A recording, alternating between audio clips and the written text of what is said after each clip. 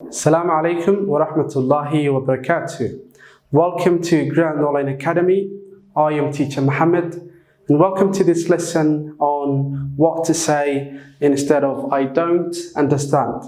Here in this short video, we're going to be talking about other ways to say I don't understand.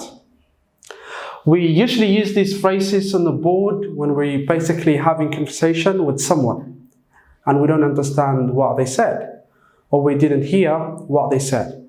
In that situation, these are the phrases that we are going to be using, inshallah ta'ala. And before we start the lesson, I'd like you to make sure that you basically share this lesson with your friends and family, and also make sure that you like our page by pressing the like button. Thank you very much. And now we are good to start the lesson. Lamaan soo dhawaada ardayda sharafta badan, ku soo dhawaada Grand Online Academy, waa Macallin Maxamed. Casharkeena maanta waxaan ku qaadan doonaa cashar yar kooban oo aynu ku qaadanayno jumlado la micno ah.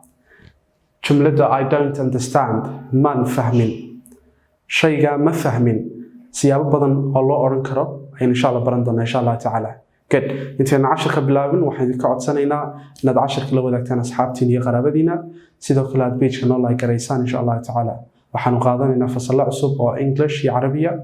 Haddii fadlan aad danaynayso inaad ku barato luqadaha Englishka iyo Carabiga online adiga gurigaaga iyo goobtaada jooga, fadlan nagala soo xiriir nambarada shaashadaha ku qoran insha Allah ta'ala.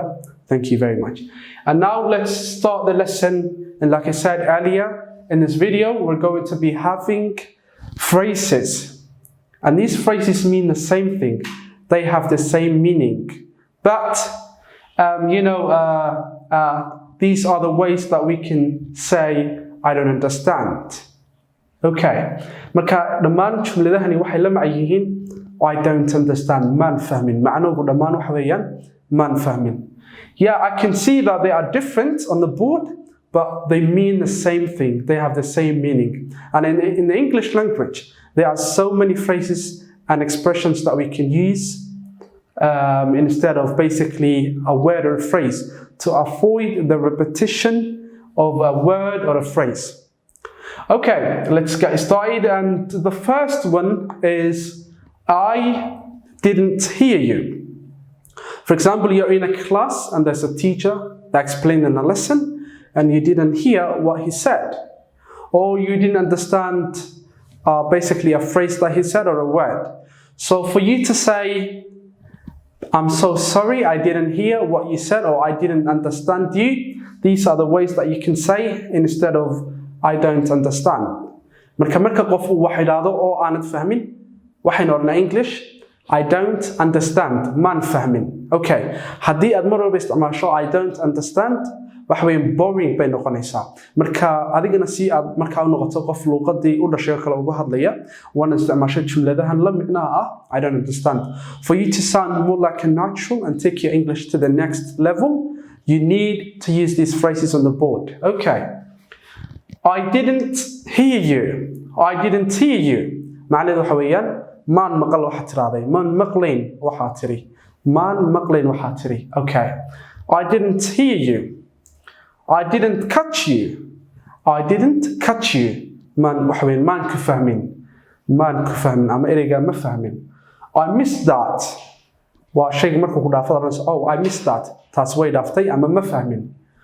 I didn't get that. Ma fahmin weeyaan. I didn't get that. It's a way of saying instead of I don't understand. Waa ma xad isticmaalaysa markaad oranayso shayga ma fahmin. Sorry, I didn't get that. Excuse me, I didn't get that. Can you say that again? Can you repeat that please? So we use these phrases to avoid the repetition of the phrase I don't understand. Waxaan isticmaalnaa kuwan si aynu uga fogaano soo noqnoqoshaha iyo isticmaalka badan ee I don't understand. Okay, number 5. I wasn't listening. I wasn't listening. Maan dhegaysanayn ama maan maqlayn weeyaan. I wasn't listening. Waxa aad tiri maan dhegaysanayn. Okay. I was out of my mind. The last one is I was out of my mind. Maskaxdaydu way maqnayd. Markii aad wax sheegaysay ama aad hadlaysay, maskaxdaydu way maqnayd. So marka dhammaan jumladahan waxaan isticmaalaynaa si aynu uga fogaano soo noqnoqodka jumlada I don't understand, maan fahmin. So do not say I don't understand again and again. make sure that you instead use these phrases that for you to sound more like a natural, and your English will be more of an interesting. Englishkaaga wuxuu noqonayaa mid xiiso leh marka aad iska dayso I don't understand isticmaalkeeda mar walba oo aad isticmaasho jumladahan. I didn't hear you. I didn't catch you. I missed that. I didn't get that. I wasn't listening. I was out of my mind. Okay? So these are the common expressions that you need to use instead of I don't understand. And that's it for the lesson for today. And I hope you enjoyed it. Thank you very much for listening and watching as well. So if you want to improve your English and take it to the next level, make sure that you join us, Grand Online Academy. See you next time in the next class.